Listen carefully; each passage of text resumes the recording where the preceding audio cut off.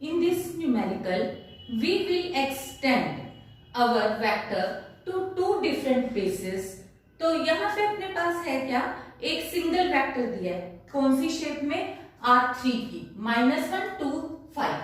देखो ये R3 की शेप का एलिमेंट है और इसको दो बेसिस R3 के ही बेसिस पे एक्सटेंड करना है। हमें पता है कि सिंगलटन जो वेक्टर है वो हमेशा लीनियरली इंडिपेंडेंट होता है और लीनियरली इंडिपेंडेंट है तो ये इस R3 वाले सेट के अंदर कंटेन भी करता है, यानी कि ये एक लीनियरली इंडिपेंडेंट सबसेट है। तो या तो ये बेसिस है या ये बेसिस पे एक्सटेंड हो सकता है, पर मुझे पता है कि R3 के बेसिस के अंदर 3 एलिमेंट हो सकते हैं, 2 नहीं।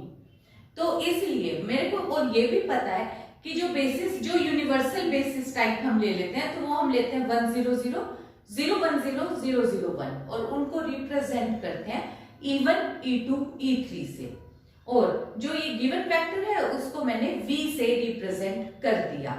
तो यानी कि अब मेरे पास 4 वेक्टर हो गए, एक तो E1 E2 E3 ले लिया मैंने जो कि यूनिवर्सल बेसिस है R3 के, ठीक है, और मुझे एक्सटेंड करना है V वेक्टर को 2 बेसिस पे, जबकि मैं वैसे तो इनफाइनाइटली मैनी बेसिस पे इसको एक्सटेंड कर सकती हूँ, पर मुझे फिलहाल 2 बेसिस पे एक्सटेंड करना है। तो इसके लिए जो मैं तरीका यूज करूंगी, तो मैंने क्या किया, एक वेक्टर तो जो दिया हुआ होगा, एक दिया हो सकता है, 2 दिए हो सकते हैं या 3 भी हो सकते हैं। तो मैं सबसे पहले जितने भी वेक्टर्स दिए हुए हैं उनको यूज कर लूंगी। अगर देखो 3 तक है तो मैं 3 तक ही रहने दूंगी, पहले उनको चेक कर लूंगी कि वो लीनियरली इंडिपेंडेंट है या नहीं। लेकिन अगर मेरे को 1 या 2 दिए हुए हैं तो मैं उनके साथ ये 3 वेक्टर्स ऐड कर दूंगी। ऐड करने का तरीका क्या हुआ, पहले एक वेक्टर, फिर दूसरा, तीसरा, चौथा, ये 4 मैंने लिख लिए। फिर मैं इनकी एक्लन फॉर्म बना लूंगी। देखो क्योंकि मुझे पता है कि ये मैं थ्योरम तुम्हारे को करवा चुकी हूँ ऑलरेडी लास्ट लेक्चर्स में, कि एक्लन फॉर्म जो होती है वो सारी की सारी रोज हमारे पास लीनियरली इंडिपेंडेंट होती है, नॉन जीरो जितनी भी उसके अंदर रोज आएंगी। तो ये मेरे पास अब कितनी है, देखो 3 की डायमेंशन 4 रोज, तो ऑब्वियसली एक तो लीनियरली डिपेंडेंट आएगी ही आएगी। मैंने एक्लन फॉर्म में कन्वर्ट किया। सबसे पहले तो मैं -1 के नीचे 0 बनाने के लिए इनको एज इट इज ऐड कर दिया, तो ये मेरे पास आ गया। फिर अब यहाँ पे 2 के नीचे, क्योंकि मैं ऐसे रखूंगी ना कि डायगोनल के नीचे वाले एलिमेंट्स सारे 0 बनाने। अब 2 के नीचे 0 बनाने के लिए पहले मैंने इस रो को 2 से मल्टीप्लाई करा और उसके बाद यहाँ सब्ट्रैक्ट किया, तो यहाँ मेरे पास आ गया -5। अब इस वाली रो को मैं -1/5 से मल्टीप्लाई कर डिवाइड कर सकती हूँ। डिवाइड करके यहाँ 1 आ जाएगा तो मैं उसको 0 बना दूंगी। तो ये इस तरीके से मेरे पास एक्लन फॉर्म आ गई, और एक्लन फॉर्म मुझे पता है लीनियरली इंडिपेंडेंट है, तो इसलिए 1 वेक्टर, 2 वेक्टर और 3 वेक्टर, ये मेरे पास एक बेसिस बन गया। अब देखो एक बेसिस बन गया, ये मैंने बना दिया, अब बाकी तो मेरी मर्जी है। अब मैंने किस तरीके से यूज करा, देखो एक तो मैंने ये वाला एलिमेंट रखा, फिर ये और ये रख लिया, ठीक है, तो ये भी मेरे पास बेसिस एलिमेंट होगा। तो ये तुम चेक कर सकते हो, ये तीनों वेक्टर हर हाल में, क्योंकि ये एक्लन फॉर्म ही तो है, तो ये और कितने में का स्पेस है, R3 का, 3 वेक्टर्स है। और ये भी तुम ध्यान रखना, R3 का स्पेस है तो 3 से ज्यादा एलिमेंट हो ही नहीं सकते, तो 4 एलिमेंट होंगे तो वो एक वैल्यू जरूर 0 बनेगी। अगर 4 एलिमेंट लेते हो तो एक से ज्यादा भी रो 0 बन सकती है, क्योंकि हो सकता है कि लीनियरली इंडिपेंडेंट जो तुम्हारे को सेट दिया हुआ है उसमें केवल 2 ही लीनियरली इंडिपेंडेंट सेट हो और 2 डिपेंडेंट हो, वो हमारा क्वेश्चन टू क्वेश्चन वेरी करेगा। पर जब हमें एक्सटेंड करना है तो हम उसके इनफाइनाइट मैनी सेट कर सकते हैं।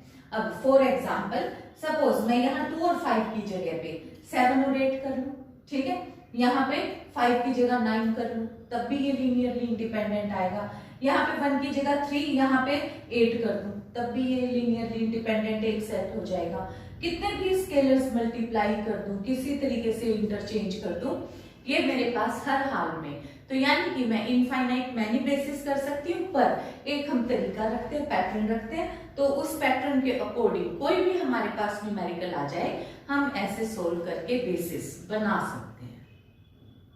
Again in this question we have to extend B. There are given us two vectors of dimension 4 to a basis of R4. Field क्या है? Real number system. अब देखो जो दो वेक्टर्स हमें गिवन है, अब ये हमारे को पता है कि दोनों वेक्टर्स लीनियरली इंडिपेंडेंट है. ये तुम्हारे को भी धीरे धीरे आइडिया होगा कि किस तरीके से ये लीनियरली इंडिपेंडेंट है. जैसे मेरे को यहाँ पता है कि 1 1 1 और यहाँ पे 1 2 1 2, यानी कि ये दोनों एक दूसरे के स्केलर मल्टीपल नहीं हो सकते. तो इसका मतलब अगर स्केलर मल्टीपल नहीं है तो ये लीनियरली इंडिपेंडेंट ही होंगे, लीनियरली डिपेंडेंट नहीं हो सकते, क्योंकि अगर एक दूसरे का स्केलर मल्टीपल होता है केवल तभी दो वेक्टर्स लीनियरली डिपेंडेंट होते हैं. तो यहाँ पे हमारे पास अब ये दो इंडिपेंडेंट वेक्टर्स का सेट मुझे दिया हुआ है. डायमेंशन मतलब ये सब स्पेस होगा, तो यहाँ पे ये इंडिपेंडेंट है तो ये कोई भी एक स्पेस हो सकता है, सबसेट हो सकता है. और इसको मुझे अब किस पे एक्सटेंड करना है? मुझे एक्सटेंड करना है R4 पे. R4 है यानी कि उसके अंदर डायमेंशन 4 होती है R4 की, तो यानी कि इसके अंदर भी 4 एलिमेंट्स होंगे. तो मेरे को भी इसको बेसिस पे एक्सटेंड करना है. बेसिस पे एक्सटेंड करने के लिए मैं फिर क्या करूंगी? मैं इसके यूनिवर्सल कह लो या standard basis elements, standard basis element अपन E1 E2 E3 E4 use करेंगे, जहां पे हम 1 0 0 0 0 1 0 0 0 0 1 0 0 0 0 1 ये मैंने कंसीडर कर लिए, और इसको मैंने U और इसको V कंसीडर कर लिया.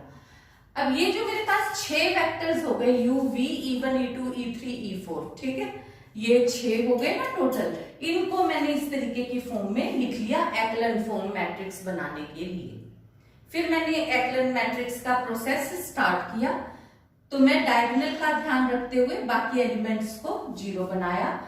तो ये प्रोसेस मेरे पास इस तरीके से गो थ्रू हो गई. ये तुम्हारे को प्रोसेस आता है, तुम कैसे भी करके इसको ऑपरेट कर सकते हो. तो ये कुछ तुम्हारे पास इस तरीके की मैट्रिसेस बन जाएंगी जिसमें लास्ट 2 रोज 0 हो जाएंगी. और हमें पता भी है क्योंकि 6 एलिमेंट हो गए, 6 हो ही नहीं सकते, 4 ही हो सकते हैं. तो हमारे पास 4 ही केवल नॉन जीरो रोज आएगी. तो 4 नॉन जीरो रोज आ गई, और जो 4 नॉन जीरो रोज हैं ये ही हमारे पास बेसिस है R4 का, जो कि एक्सटेंडेड फॉर्म है B की. अब तुम यहाँ पे ये वाली जो वैल्यू है इसके बाद देखो हमने 1 1 1 1 के बाद 0 1 0 1 लिया है. तुम चाहो तो यहाँ पे 1 2 1 2 भी ले सकते हो, ये तुम्हारी अपनी मर्जी है. ठीक है, तो 1 1 2 1 2 और इसके बाद के ये 2 एलिमेंट्स. और अगर जैसे हमने लास्ट में 2 पे एक्सटेंड किया था, यहाँ पे भी तुम इनफाइनाइट मैनी पे एक्सटेंड कर सकते हो. जैसे ये 2 लिए, इसके बाद यहाँ पे 3 4 यहाँ पे 5, कुछ भी करके कैसे भी करके कितने भी मर्जी बेसिस बना सकते हो. So this was the method to extend the basis. Again in this numerical we have to find the basis and dimension of subspace W of R4 generated by vectors. अब देखो, देखने में तो जो W सबस्पेस दिया हुआ है उसके भी 4 वेक्टर्स दिए हुए हैं, तो ये कोई जरूरी नहीं है हमारे पास कि 4 ही इसकी डायमेंशन हो. तो डायमेंशन फाइंड आउट करने के लिए अब हम क्या यूज करेंगे? हम देखेंगे कि इनमें से कितने वेक्टर्स लीनियरली इंडिपेंडेंट है. लीनियरली इंडिपेंडेंट के लिए मैंने चारों वेक्टर्स को इस तरीके की मैट्रिक्स की फॉर्म में लिख लिया. मैट्रिक्स की फॉर्म में लिख के मैं इनको एक्लन फॉर्म में कन्वर्ट कर दूंगी. एक्लन फॉर्म में कन्वर्ट करना तुम्हें आता है?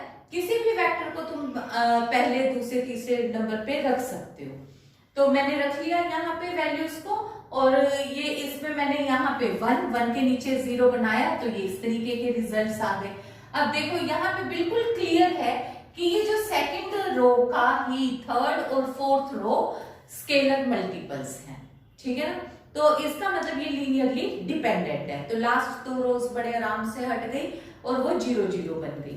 तो अब मेरे पास W की नॉन जीरो रोज कितनी आई? केवल और केवल 2 रोज आई नॉन जीरो, और वो दोनों रोज लीनियरली इंडिपेंडेंट है और वही इसका बेसिस बनाएंगे.